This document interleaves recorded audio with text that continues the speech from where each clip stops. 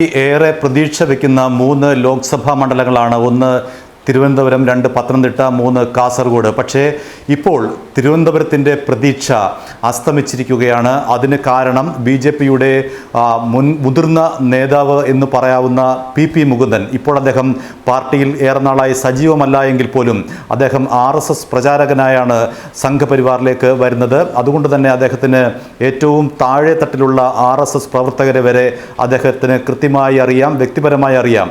അങ്ങനെ ഉള്ള PP മുകുന്ദൻ താൻ സ്വതന്ത്രനായി തിരുവനന്തപുരത്ത് മത്സരിക്കും എന്ന് പറയുമ്പോൾ BJP നേതാക്കളുടെ നെഞ്ചാണ് ഇടിക്കുന്നത്. കാരണം BJPയെ സംബന്ധിച്ച് വലിയ പ്രതീക്ഷ തിരുവനന്തപുരത്തിനുണ്ടായിരുന്നു. അമിത്ഷായും നരേന്ദ്രമോദിയും അടക്കം തിരുവനന്തപുരത്ത് BJPയുടെ വിജയസാധ്യത കാണുന്ന നേതാക്കളാണ് എന്നുള്ളതാണ് ഏറ്റവും പ്രധാനപ്പെട്ട കാര്യം. അതുകൊണ്ട് തന്നെ അവിടെ ആര് മത്സരിക്കണം എന്നത് സംബന്ധിച്ച് RSS കഴിഞ്ഞ ദിവസങ്ങളായി സർവേ നടത്തി വരികയായിരുന്നു. പ്രധാനമായും മോഹൻലാൽ, കുമ്മനം രാജശേഖരൻ എന്നിവരുടെ പേരാണ് പ്രാഥമികമായി ഉയർന്നു വന്നത്. അതിൽ മോഹൻലാൽ മത്സരിക്കില്ല എന്ന് എല്ലാവർക്കും അറിയാം. രണ്ടാമത് ആയി കുമ്മനം രാജശേഖരൻ്റെ പേരാണ് ഇപ്പോൾ ഉയർന്നു നിൽക്കുന്നത്. അതുകൊണ്ട് തന്നെ ഗവർണർ സ്ഥാനം രാജിവെപ്പിച്ച് കുമ്മനം രാജശേഖരനെ തിരുവനന്തപുരത്ത് മത്സരിപ്പിക്കണമോ എന്നുള്ള ചോദ്യം അവശേഷിക്കുകയാണ്. ഇപ്പോൾ PP മുകുന്ദൻ വെല്ലുവിളിയുമായി രംഗത്ത് വന്നിരിക്കുന്നത്. ഇനി പകരമാര് എന്നുള്ള ചോദ്യമാണ് BJPക്ക് മുന്നിലുള്ളത്. ആര് നിന്നാലും BJPയുടെ വോട്ടിൽ വിള്ളൽ വീഴ്ത്താൻ തക്ക ശക്തിയുള്ള നേതാവാണ് PP മുകുന്ദൻ എന്നുള്ളതാണ് BJPയുടെ അല്ലെങ്കിൽ BJP നേരിടുന്ന ഏറ്റവും വലിയ വെല്ലുവിളി. മാത്രമല്ല തിരുവനന്തപുരത്ത് ശിവസേനയെ സംബന്ധിച്ച് ചില വോട്ട് ബാങ്കുകളുണ്ട്. അവർ കൂടി മുകുന്ദന് പരസ്യമായി ഇപ്പോൾ പിന്തുണയുമായി രംഗത്ത് വന്നിരിക്കുകയാണ്. മാത്രമല്ല NSSൻ്റെ പിന്തുണയും മുകുന്ദന് ഉണ്ടെന്ന് BJPയിലെ ചില നേതാക്കൾ തന്നെ സൂചിപ്പിക്കുന്നു. അങ്ങനെയെങ്കിൽ PP മുകുന്ദന് ശേഖരിക്കാൻ കഴിയുന്ന, സംഭരിക്കാൻ കഴിയുന്ന, ആകർഷിക്കാൻ കഴിയുന്ന വോട്ടുകൾ വളരെ വലുതാണ്. അത് BJPയുടെ തിരുവനന്തപുരത്തെ വോട്ടുകളിൽ വലിയ രീതിയിൽ വിള്ളലുണ്ടാക്കും എന്ന് തന്നെയാണ് രാഷ്ട്രീയ വൃത്തങ്ങൾ കരുതുന്നത്. സംസ്ഥാന നേതാക്കൾക്കെതിരെ രൂക്ഷമായ ഭാഷയിലാണ് മുകുന്ദൻ ഇപ്പോൾ പ്രതികരിച്ചിരിക്കുന്നത് എന്നുള്ളതും ശ്രദ്ധേയമാണ്. പ്രത്യേകിച്ചും അഡ്വക്കേറ്റ് PS ശ്രീധരൻപിള്ളയെ അദ്ദേഹം രൂക്ഷമായ ഭാഷയിൽ വിമർശിക്കുന്നു. ഒരു നിലപാടുമില്ലാത്ത നേതൃത്വമാണ് BJPയുടേതെന്ന് അദ്ദേഹം പറയുന്നു. അത് അണികളിൽ ചിലർക്കെങ്കിലും അല്ലെങ്കിൽ ഭൂരിപക്ഷം പേർക്കെങ്കിലും അദ്ദേഹം പറയുന്നതിൻ്റെ ആശയം അതേപടി ഉൾക്കൊള്ളാനാവും എന്ന് തന്നെയാണ് കരുതുന്നത്. അദ്ദേഹം ഉദാഹരിക്കുന്നത് ശബരിമല വിഷയത്തെ തന്നെയാണ്. അതുകൊണ്ട് തന്നെ BJPയിലെയും RSSലെയും അംഗങ്ങൾക്ക് നിലപാടില്ലായ്മ എന്ന് അദ്ദേഹം പറയുമ്പോൾ അതിൻ്റെ അതേ അർത്ഥത്തിൽ തന്നെ ഉൾക്കൊള്ളാനാവും എന്ന് നമുക്ക് മനസ്സിലാക്കേണ്ടിയിരിക്കുന്നു. കാരണം ശബരിമലയിൽ BJPയുടെ നിലപാട് എന്തായിരുന്നു എന്ന് ചോദിച്ചാൽ കൃത്യമായ ഉത്തരം പറയാൻ BJP നേതാക്കൾക്ക് ഇപ്പോഴും കഴിയില്ല എന്നുള്ളതാണ് സത്യം. അവർ ആദ്യം ശബരിമലയിൽ സമരം നടത്തുന്നു, പിന്നീട് സെക്രട്ടേറിയറ്റ് നടയിൽ സമരം നടത്തുന്നു. ആ സമരം എന്തിനു വേണ്ടിയായിരുന്നു എന്ന് പാർട്ടിക്കുള്ളിൽ തന്നെ അപ്പോൾ തന്നെ ചോദ്യങ്ങൾ ഉയർന്നിരുന്നു. അതേ ചോദ്യം തന്നെയാണ് ഇപ്പോൾ മുകുന്ദനും ഉയർത്തുന്നത്. എന്ത് നിലപാടാണ് നിങ്ങൾക്ക് ശബരിമല വിഷയത്തിൽ ഉണ്ടായിരുന്നത് എന്നാണ് മുകുന്ദൻ്റെ BJP നേതൃത്വത്തോടുള്ള ചോദ്യം. ആ ചോദ്യം വന്നുകൊള്ളുന്നത് ലക്ഷക്കണക്കായ അണികൾക്കിടയിലാണ്. അവർ ചോദിക്കേണ്ട ചോദ്യമാണ് മുകുന്ദൻ ഇന്ന് ചോദിച്ചത്. നിങ്ങളുടെ നിലപാട് എന്താണ് ശബരിമലയിൽ എന്നുള്ളത്.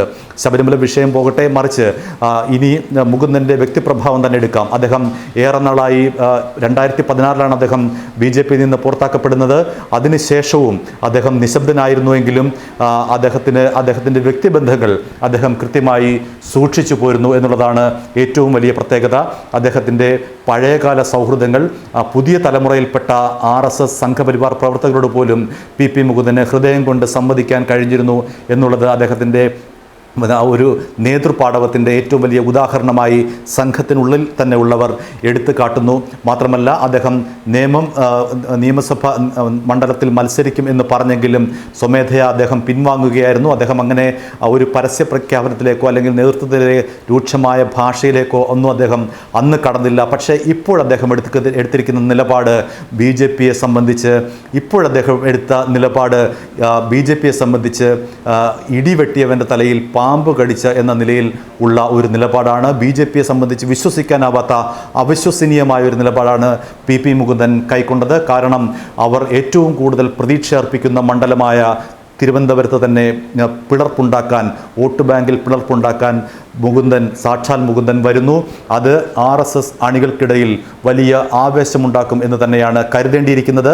കാരണം BJP നേതൃത്വത്തോട് കടുത്ത അമർഷമുള്ള RSS അണികൾ, RSS കേഡർമാർ നിരവധിയുണ്ട്, നൂറുകണക്കിന് പേരുണ്ട്. അവരെ ഉത്തേജിപ്പിക്കാൻ, അവരെ തൻ്റെ ഭാഗത്തേക്ക് വരുത്താൻ, തൻ്റെ ചിന്താഗതിയിലേക്ക് വരുത്താൻ കഴിവുള്ള, നേതൃപാടവമുള്ള ആളാണ് PP മുകുന്ദൻ. അദ്ദേഹം RSS പ്രചാരകനായി വെറും നിലത്ത് പായിൽ കിടന്ന് വളർന്ന ആളാണ്. അതുകൊണ്ട് തന്നെ അദ്ദേഹത്തിന് RSS എന്താണെന്നറിയാം, RSS പ്രവർത്തകൻ്റെ വികാരം എന്താണെന്നറിയാം, BJP ആരാണെന്നറിയാം, BJPക്കാർ എന്താണെന്ന് അദ്ദേഹത്തിന് അറിയാം. ഒരുപക്ഷെ ഈ രണ്ട് വേർതിരിവുകൾ ഇത്രയും കൃത്യമായി അറിയാവുന്ന ഒരു സംഘപരിവാർ നേതാവ് കേരളത്തിൽ ഉണ്ടാവില്ല. അതുകൊണ്ട് തന്നെ PP മുകുന്ദൻ്റെ ഈ സ്ഥാനാർത്ഥിത്വം BJPയുടെ നെഞ്ചിലാണ് കൊള്ളുന്നത്. വാൾമുന പോലെ തുളച്ചു കയറുകയാണ്. അതുകൊണ്ട് തന്നെ PP മുകുന്ദൻ്റെ ഈ ഒരു പ്രഖ്യാപനം, സ്വതന്ത്രനായി മത്സരിച്ച് ഞാൻ കാണിക്കും എന്നുള്ള ആ പ്രഖ്യാപനം BJP നേതാക്കളുടെ ഉറക്കം കെടുത്തുകയാണ്. ഇനി എന്ത് ചെയ്യും എന്നറിയാതെ വലയുകയാണ് BJP നേതൃത്വം. അമിത്ഷായും സംസ്ഥാനത്തെ BJP നേതൃത്വത്തെ മാത്രമല്ല, അദ്ദേഹത്തിൻ്റെ നിലപാട്, അദ്ദേഹത്തിൻ്റെ ഈ പ്രഖ്യാപനം ഉറക്കം കെടുത്തുന്നത്. മറിച്ച് നരേന്ദ്രമോദിക്കും അമിത്ഷായ്ക്കും ഇനി ഉറക്കമില്ലാത്ത ദിവസങ്ങളാണ്. അവരുടെ പ്രതീക്ഷയാണ് അറ്റുപോകുന്നത്. തിരുവനന്തപുരത്ത് BJP വോട്ടുകളെ ഭിന്നിപ്പിക്കാൻ തക്ക ശേഷിയുള്ള നേതാവാണ് PP മുകുന്ദൻ എന്നുള്ളതാണ് അവരെ അസ്വസ്ഥരാക്കുന്ന ഏറ്റവും പ്രധാനപ്പെട്ട ഘടകം.